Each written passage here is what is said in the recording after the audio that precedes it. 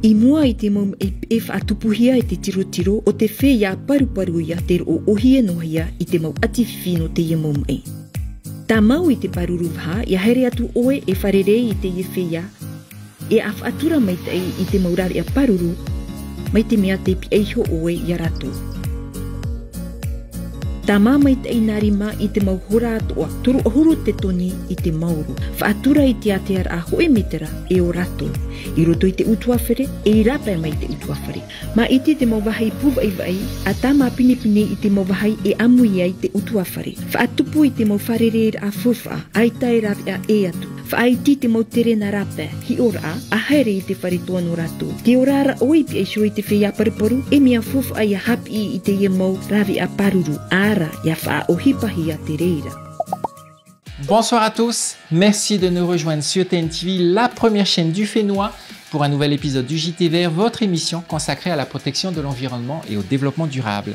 Très heureux de vous retrouver pour ce nouvel épisode.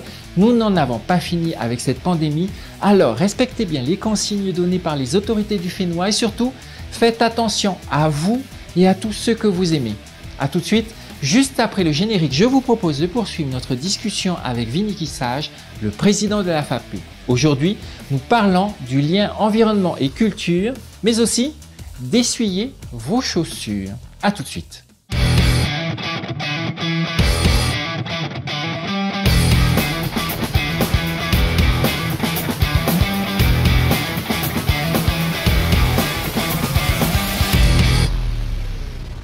Au Fénois, 39 espèces végétales et 13 espèces animales ont été déclarées par le Code de l'environnement espèces menaçant la biodiversité.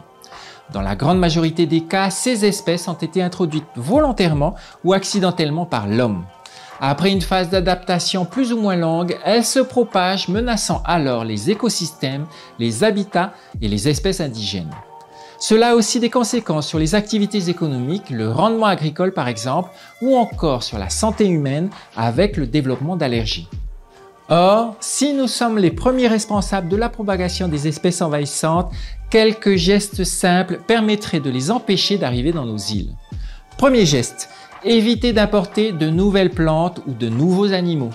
On en a parlé dans un précédent JT Vert. Et si vous disposez d'une autorisation, transporter les plantes sans terre et après traitement par la biosécurité.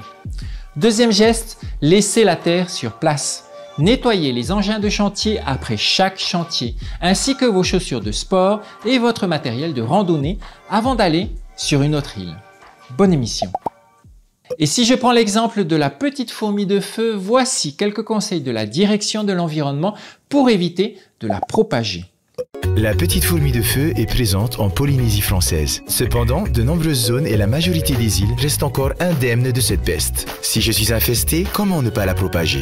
Je transporte mes plantes à racines nues et après les avoir nettoyées. J'inspecte attentivement les objets stockés sur mon terrain avant de les transporter hors de chez moi. Enfin, je conserve mes déchets verts à la maison. Maintenant que je suis informé, je ne la propage pas. Pour plus d'informations, appelez la direction de l'environnement au 40 47 66 66. Sinon, comme chaque semaine, je vous propose un décompte vers la fin des sacs plastiques au Fénois. Êtes-vous prêts pour cette révolution de notre quotidien? Mais quelles sont les alternatives aux sacs plastiques? Sérieusement? Vous vous posez encore la question après 4 opérations annuelles été au cours desquelles ont été mises à l'honneur les œuvres de nos artisans locaux?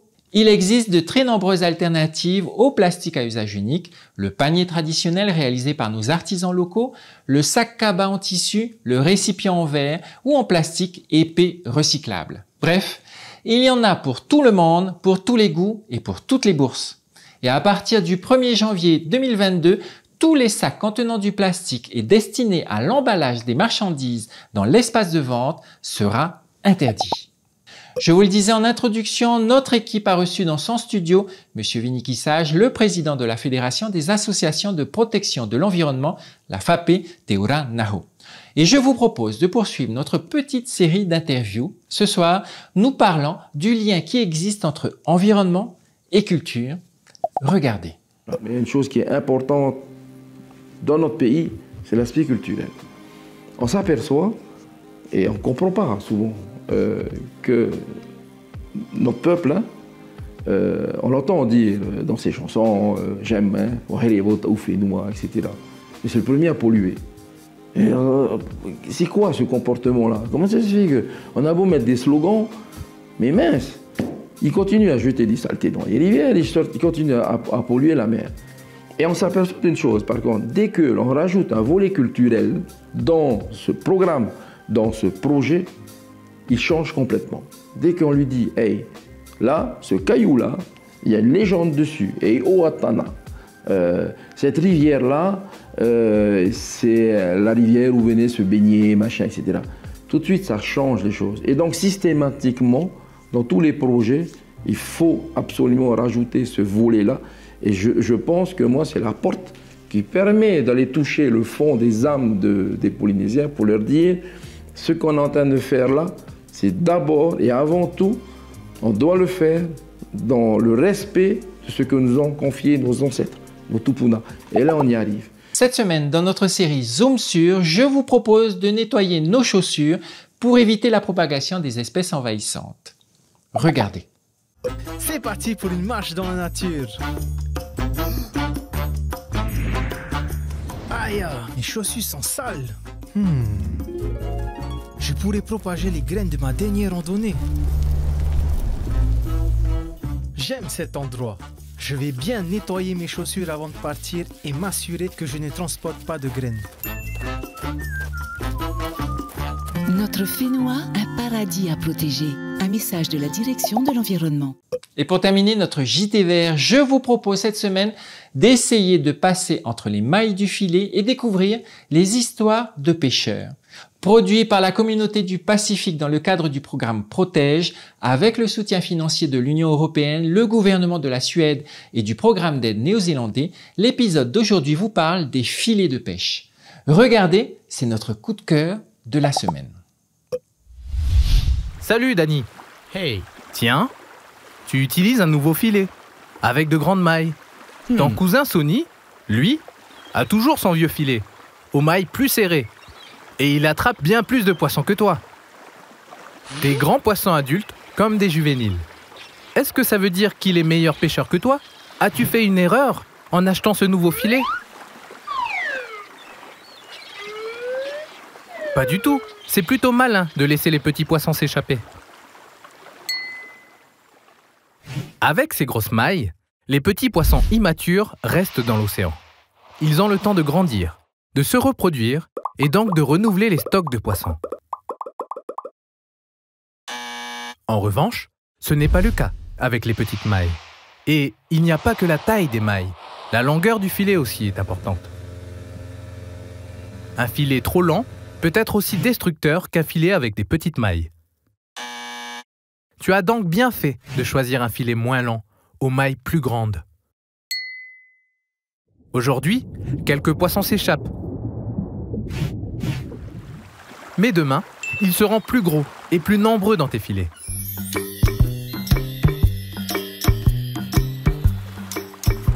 Que pouvons-nous faire? Vérifions la réglementation et utilisons des filets conformes aux règles. Et voilà les amis, le JT Vert est maintenant terminé. Nous espérons que vous avez passé un bon moment avec nous. Vous pourrez retrouver notre émission sur le replay de TNTV ainsi que sur les réseaux sociaux du JT Vert. Faites attention à vous et à tous ceux que vous aimez. Restez prudents. On se donne rendez-vous dimanche prochain, même heure, même chaîne. Au revoir.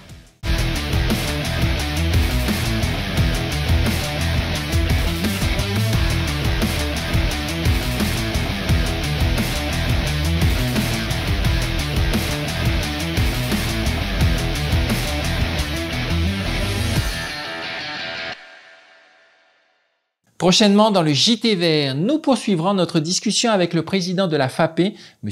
Viniki Sage. Dimanche prochain, nous parlerons également du Quito. Restez connectés, c'est dimanche prochain dans le JT Vert.